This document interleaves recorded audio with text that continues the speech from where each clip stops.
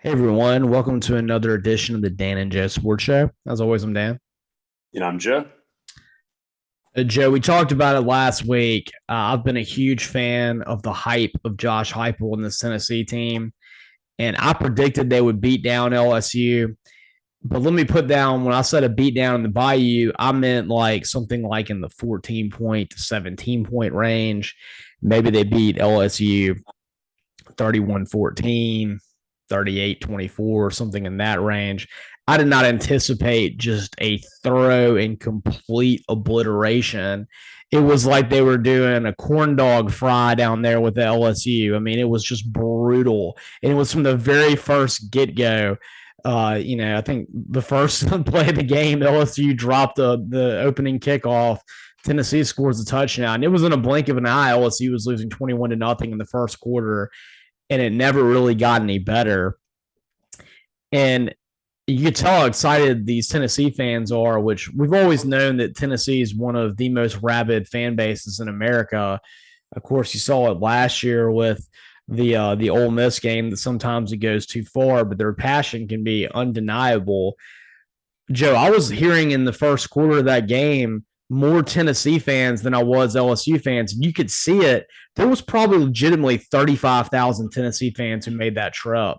And I mean, it was at least a third of the stadium was Tennessee fans. And I've never seen anything like that at LSU.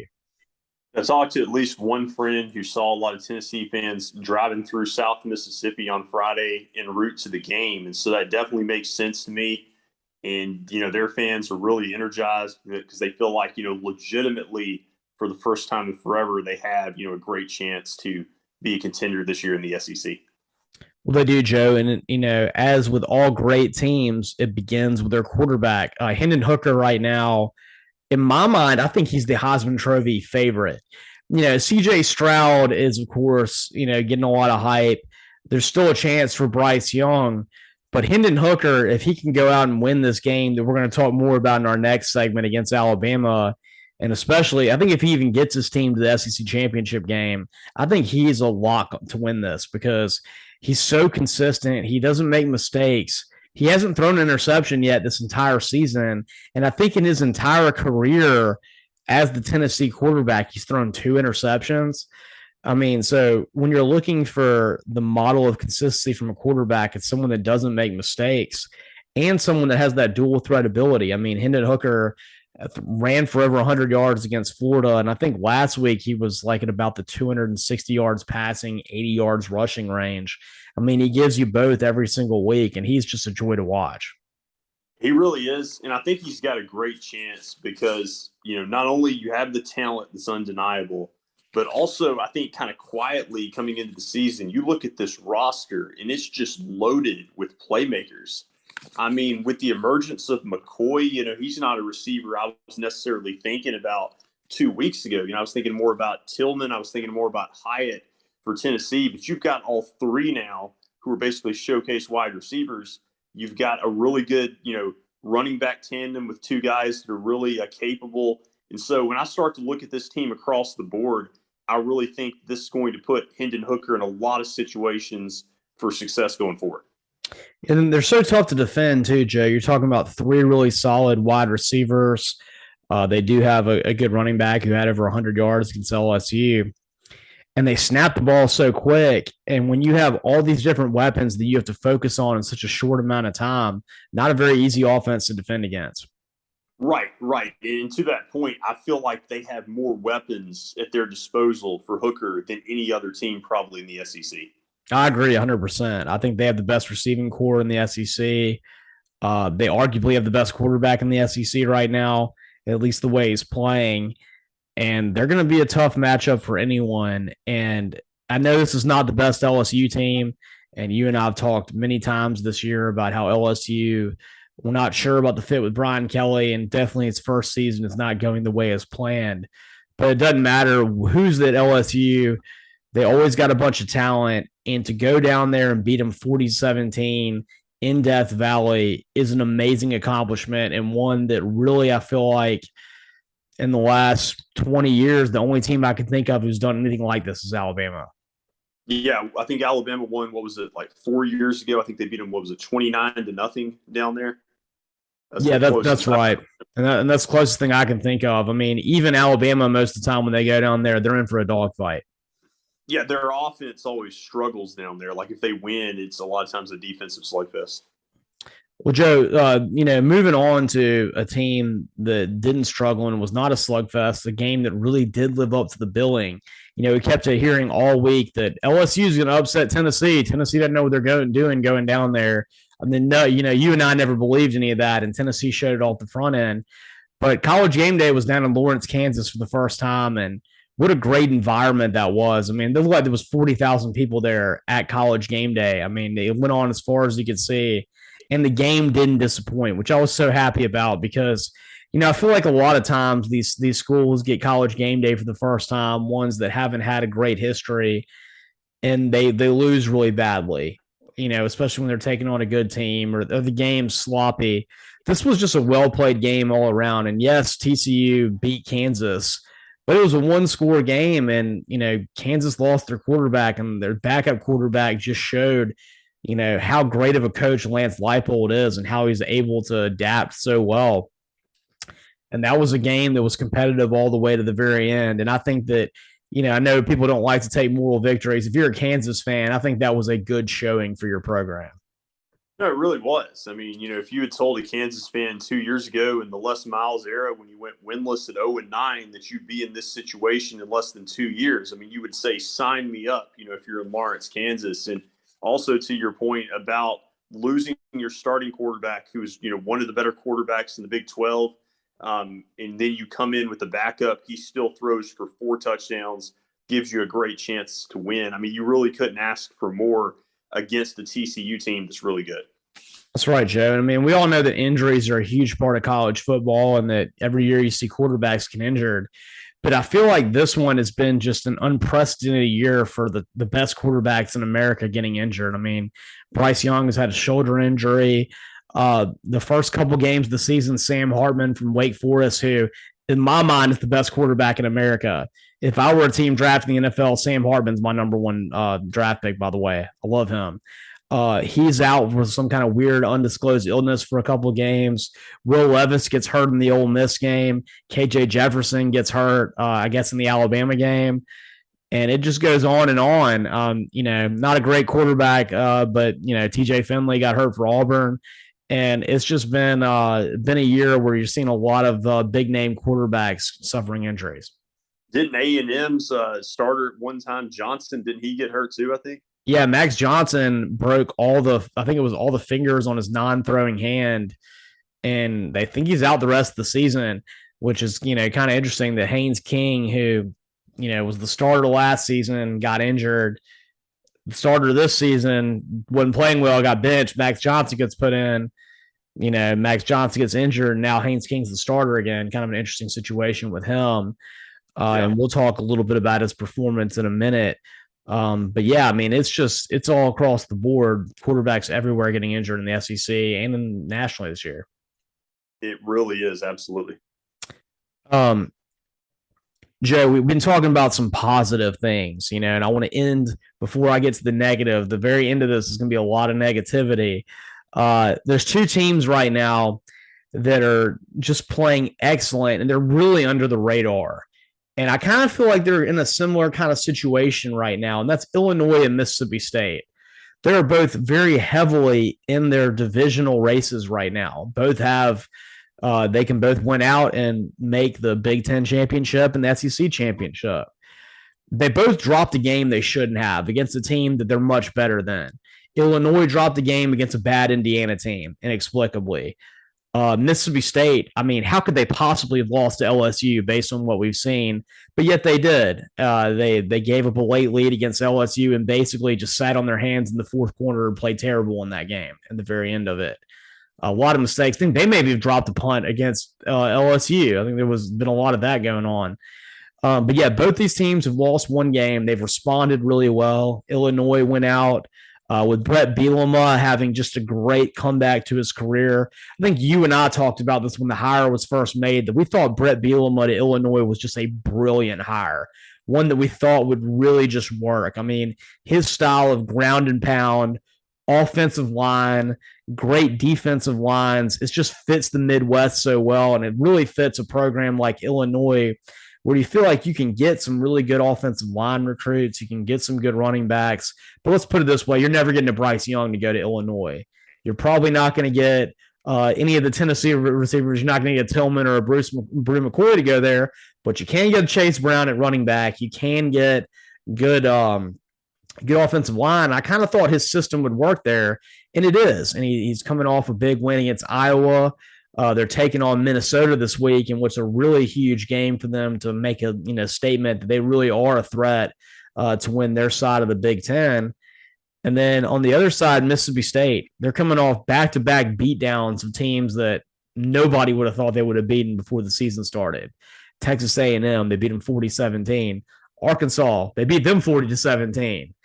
And this Mississippi State team suddenly, not only is their defense playing great again with Zach Arnett and, of course, Will Rogers just playing excellent.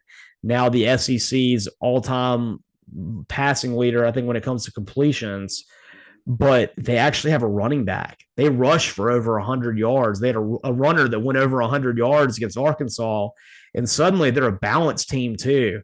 And this Mississippi State team is for real. They really are. They have balance and versatility, as you mentioned, on offense. And we've seen historically, I think people have talked about this a lot the last few weeks, that you get to year 3 or year 4 with Mike Leach, whether it's at Washington State or Texas Tech, you really see his teams get on track and start to dominate to a large extent. And when I look at Will Rogers, I just think he's so comfortable in this system, because in this day and age of the transfer portal, he's got to be one of the longest tenured starters in the country right now, going on now 3 years as a starter. And I just think the chemistry with the receivers is there.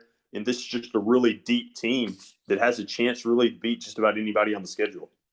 Joe, you're talking about the deepness they have. I think they have one of the better receiving cores in the SEC too. I think Jaden Wally's excellent. I really like Tyler Ducking. Tyler Ducking has really come on the scene. And not only does he have a great last name and he's got his little duck dance that he does, but he's actually really excellent and can really make some great 50-50 catches. And, I'm just really interested to see right now what this Mississippi State team can do. And they are completely a team right now, and I can't believe I'm saying this, that has the talent and the ability to even win the SEC West this year. That they really do. And last thing on the depth, to that point, Malik Heath, the starting wide receiver at Ole Miss, there wasn't even enough room for him at State because he had to transfer to Ole Miss. Yeah. So Mike Leach has definitely got it going, and I thought it was a very weird fit when he first got hired, and I did not think it was going to be successful, but he's definitely proving me wrong. And right now, this is a team that is going to be a scary matchup for everyone left on their schedule. Absolutely. All right, Joe. That's the end of the positivity time. Now we're about to start going negative, Dan, right here. Can you believe what has happened at Oklahoma? 49-0 against Texas. I mean, we definitely said last week we thought Texas was going to win this game and probably win about 10-plus points. But I never in my life imagined I would see Texas go out and get shut out in the Red River. I mean, I would see Oklahoma go out in the Red River rivalry in the game where they have a 50-50 split against Texas and get shut out. Well, I mean, how often do you see – I know they didn't have Dylan Gabriel, but in years past, in the Bob Stoops era, you would have – or even Lincoln Riley, you'd have that solid backup quarterback like a Landry Jones that would be ready, to go out and put up big numbers. And they just came out and just didn't look prepared at all. No, that's right. I mean, you think about Oklahoma, like what? They had Baker Mayfield and Kyler Murray on the same team. Then you had Kyler Murray and Jalen Hurts on the same team. You had all these guys like right there, and it was just handing them off back to back to back. Then to Caleb Williams, and then you got Dylan Gabriel, but then he gets hurt, and there's just nothing there for him. And they've looked awful ever since then. And Joe, what's even worse is like this isn't an isolated thing. That's back to back beatdowns. TCU killed them the week before that, and I've heard some pundits say that Oklahoma may be the worst team in the Big 12. What an insane sentence that is. Yeah, I mean, like I told you before the show, I mean, they could kind of become reincarnation of the status of Florida State. It's too early to say Nebraska, but I mean, Florida State's kind of an equivalent right now, Obviously it's just 1 year if you're Oklahoma, but this is a very troublesome development. It really is. And, the question if you're an Oklahoma fan is where do you point the blame at right now? Is it because Lincoln Riley left and took a lot of your great players like Caleb Williams? Or is it something much scarier? And that's that maybe this is too big of a job for Brett Venables, who had never been a head coach before. Of course, Venables he's probably the best defense coordinator in the country.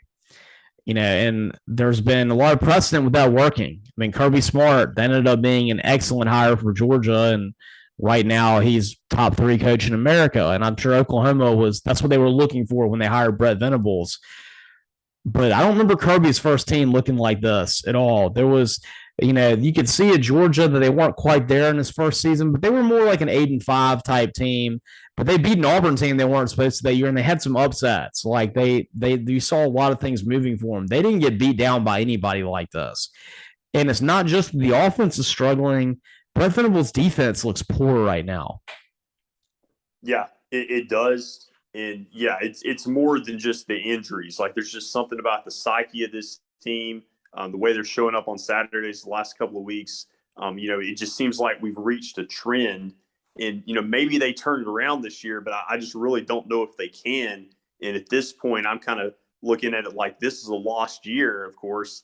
And then the question is, can they actually turn it around next year? Yeah, I think so. And that's going to be a big question. I know that they have a very solid recruiting class right now for 2023, but you got to imagine a lot of those recruits were at that game on Saturday because it's one of Oklahoma's, it's their number 1 rival, and it's one of the biggest games of the season. And that game turned a lot of recruits off.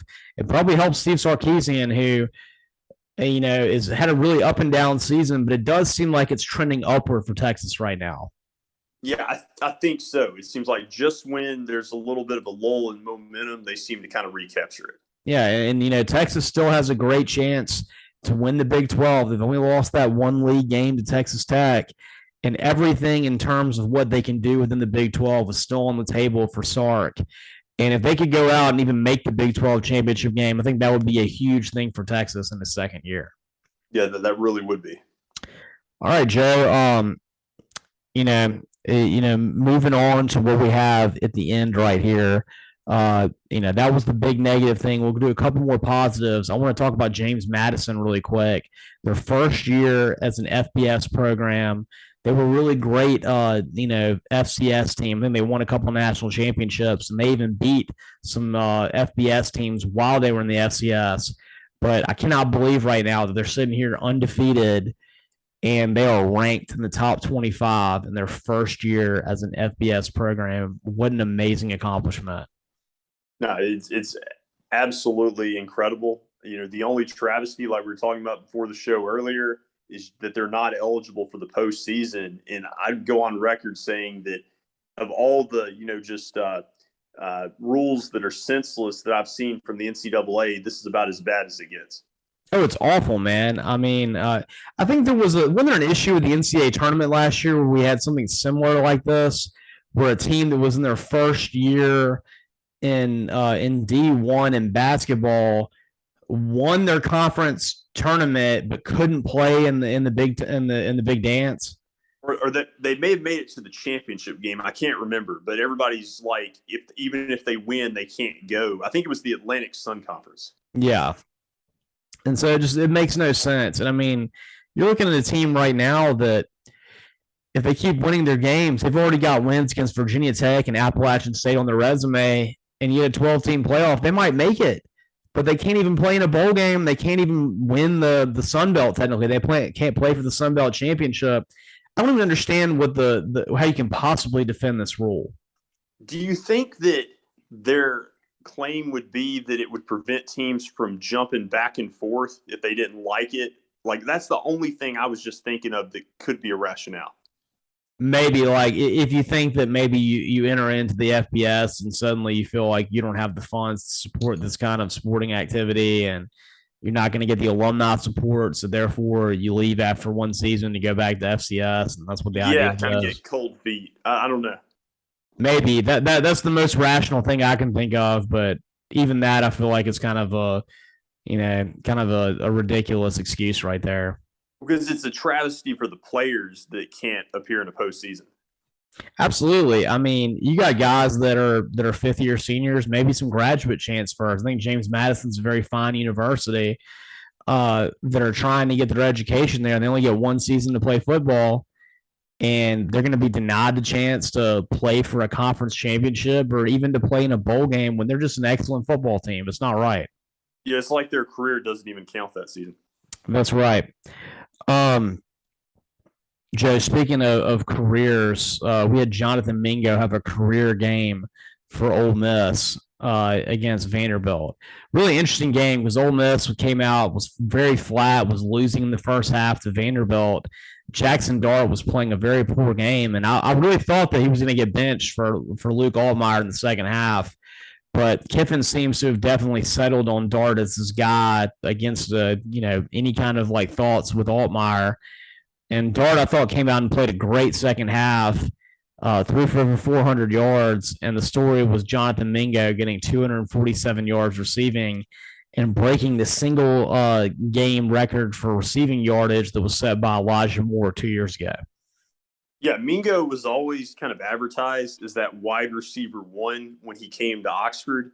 But, he's dealt with a lot of injuries. Now he's a senior. He's got a lot of experience. And we're seeing, why he was billed with that type of description. He's kind of like a Laquan Treadwell, DK Metcalf, AJ Brown, Elijah Moore. He's the wide receiver one of this team.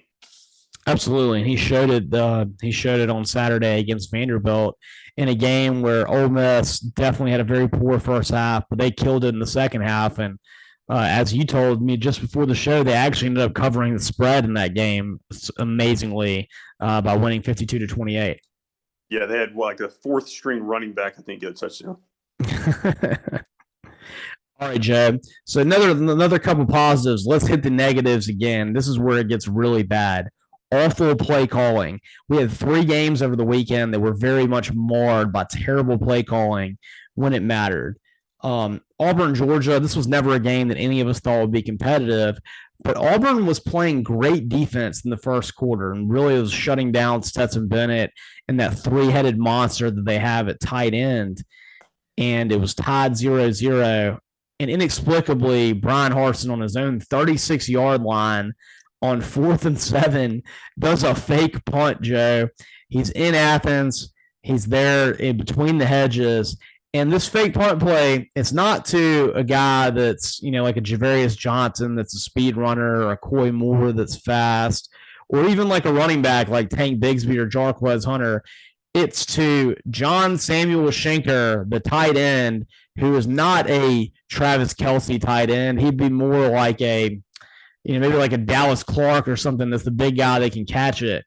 And he's not Brock Bowers. He's nowhere near athletic. And they do a direct snap to him to try and pick up a first down on a 4th and 7 with, of course, a very porous offensive line for Auburn. Of course, he doesn't get anywhere near getting the first down. I think he gets 3 yards. And then Georgia has a short field on Auburn's 39 and scores a touchdown, and they just start running away with the game. And Joe, I mean, I have talked ad nauseum about the terrible decisions that Brian Harsin makes during games. But at this point, it just seems like he's trying to make them on purpose so he can get fired. Yeah, I mean, I heard somebody, I can't remember if it was a CBS analyst in the studio show, maybe rationalize the decision and say that Harsin must have seen something on film that he liked about that play call and that he thought he had nothing to lose. I'll say this. I feel like the longer that Harsin continues to coach there, you're going to see the moves just get bolder and bolder like this. Yeah, I mean, what he did against LSU when he went for it on 4th and 10 and we were winning 17-14 and our defense was playing excellent. They'd had one offensive touchdown on one drive that was aided by a pretty suspect defensive penalty. To go for that instead of punting it and pinning him deep in the Auburn student section where you had a quarterback that was playing awful in Jaden Daniels, and instead of trying to pin him inside the 5-yard line, you go for it on 4th and 10. That was when I lost all thoughts that he could ever be Auburn's head coach and any kind of faith he had in his decision making. But he tried to one up it with this fake punt.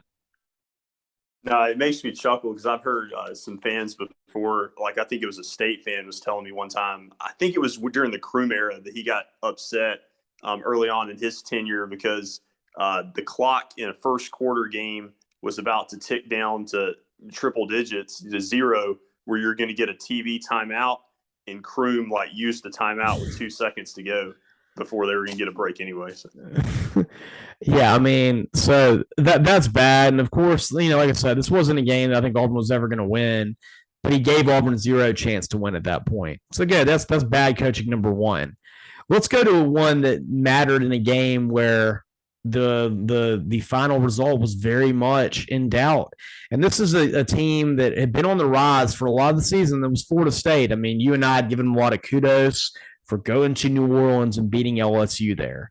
Now, we didn't know that Tennessee was going to go to Baton Rouge a few weeks later and just obliterate them, so maybe not as much kudos is owed as that. But it was a good win for them. I think people started to believe a little bit in the Seminoles. They thought that Florida State was back. Then Sam Hartman just absolutely killed them and showed why I think, like I said, that he's the best quarterback in America. And Florida State suddenly has lost a couple of games, but it's okay, Joe. I mean, they've lost to Wake Forest, and that's okay.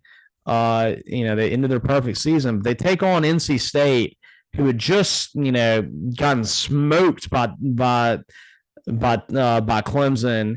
They've been a team that have really not succeeded expectations. Dennis Leary, their great quarterback, gets injured.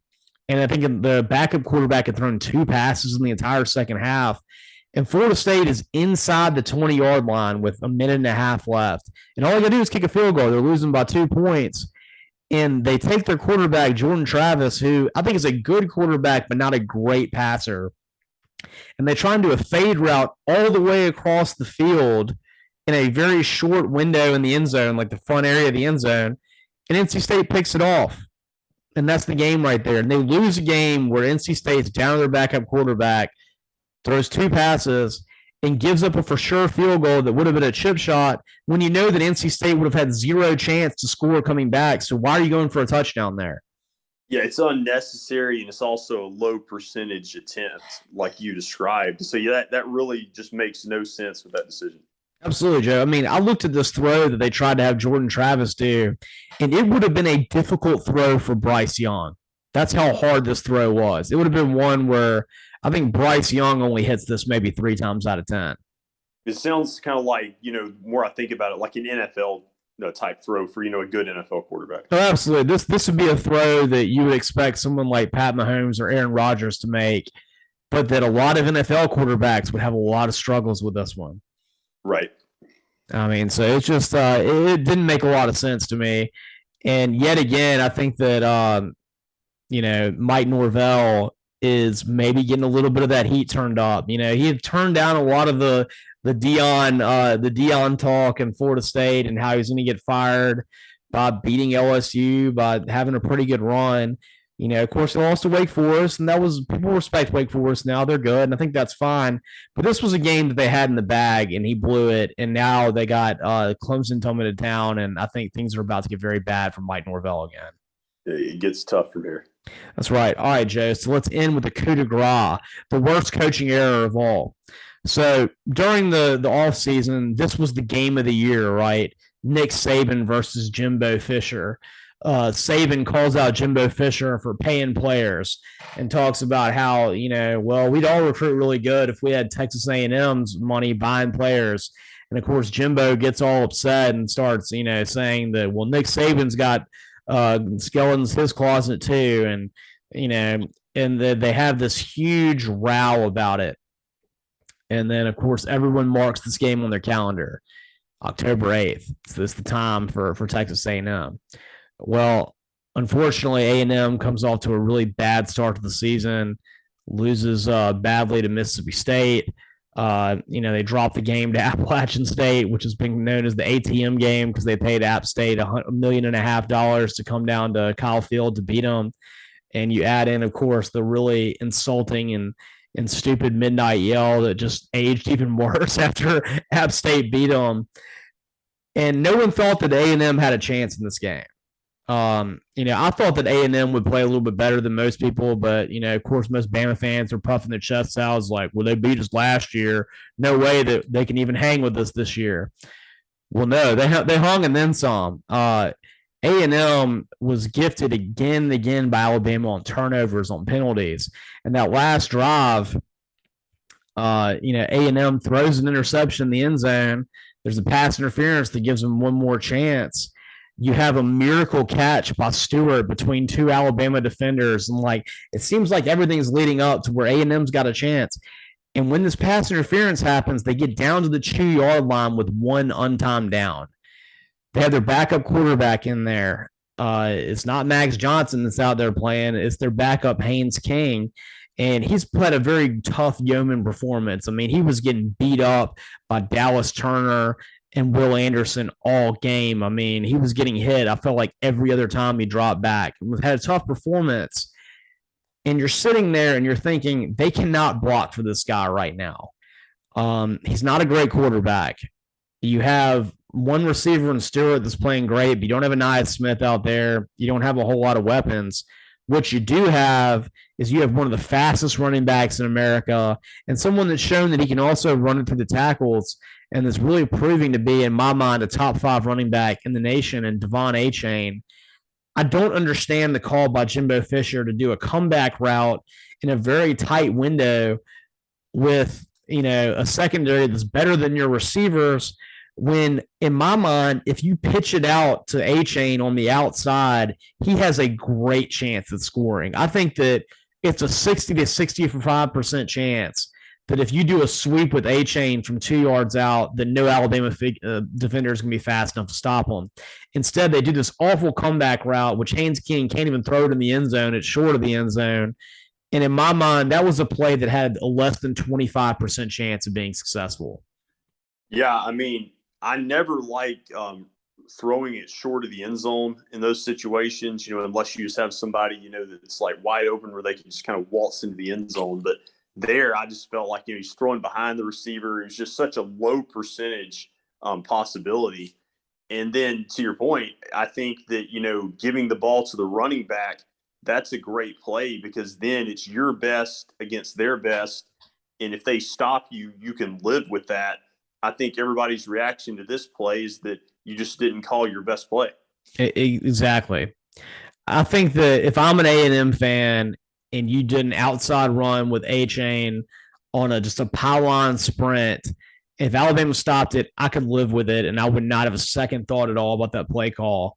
But I have many questions about that play call they did right there. And I thought Jimbo Fisher took away all chance that his team had of winning the game with that play call. The equivalent I have, this is a high school analogy, but years ago, DK Metcalf's high school team played Benito Jones's high school team in the state championship game for Mississippi. And on the last play of the game, Oxford High School and Metcalf, they were at the 1-yard line, and they ran Metcalf, and he was stopped by Jones at like the half-yard line. And that's something that I think Oxford was able to live with because even though he's a receiver, you ran your best athlete. He took a chance at the end zone. He just couldn't get there. Yeah, and that makes sense. I mean, DK Metcalf was so much bigger than most of the people that he played in high school that you giving him that chance makes sense. I'll give you another example. Let's go back to the poor coaching of Brian Harsin. How about the Auburn-Penn State game last year, the one that I was at up in Happy Valley? Auburn gets down there 4th and goal from the 1-yard line, and Jarquez Hunter just had a run where he ran for 20 yards, leapt over a Penn State defender, and almost scored a touchdown. And you have Tank and Jarquez both getting all kinds of yards against Penn State. And instead of handing it off to one of them, he tries to do a fade route with Bo Nix throwing it. And you really think Bo Nix is going to hit that pass? Of course not. It's a low percentage throw. And yet again, I think as an Auburn fan, it would have been much easier for me to live with trying to give the ball to Tank or Jarquez right there and Penn State being good enough to stop it versus you doing a low percentage throw with a quarterback who I've never seen the ability to make that throw with. Right. And the other example is, the infamous Marshawn Lynch, not getting a chance in the Super Bowl. It's those moments where you didn't go with your best guys in those crucial situations. Like you said, you try something low percentage. I think that's the most frustrating to a fan.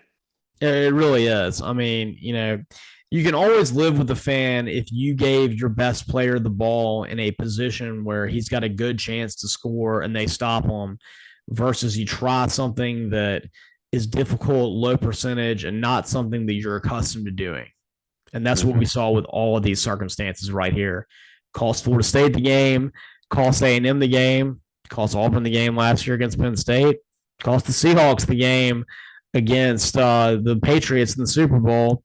And of course, most importantly, it cost Oxford High School the chance at winning a state championship, which they've gotten close a lot of times and still haven't won it, shockingly. Their quarterback of that team is still in the SEC at Missouri. Really? He's 7 years in. He's the oldest quarterback in the SEC. Speaking of that, we can end with this, Joe. I found out that Stetson Bennett is now 25 years old. He's a college football quarterback. It's insane. It is. I mean, the only time you ever see that are like BYU quarterbacks who are Mormons that have been off on mission that came back, or that weird instance with Brandon Whedon at Oklahoma State when he had been I think he had been a minor league baseball player and came back. But yeah, these are guys that have actually been in college in the normal times that are now sitting there 24, 25 years old. Hendon Hooker's 24 years old. With the transfer portal and everybody's kind of trying to preserve that eligibility, it may become quite common to have, somebody playing into their 20s. That's right. Well, Joe, all of our shows are preserved now. You can listen to all of them on Spotify. You can subscribe to our YouTube channel and catch us in live and living color on YouTube. And of course, you can also like us on Twitter at DJ Sports Show. And we really want you to check out the YouTube show. We got all kinds of really good videos on there, including one with our celebrity picker, my cousin Jack from TCU last week. He's had himself quite a week. And as always, I'm Dan. And I'm Joe.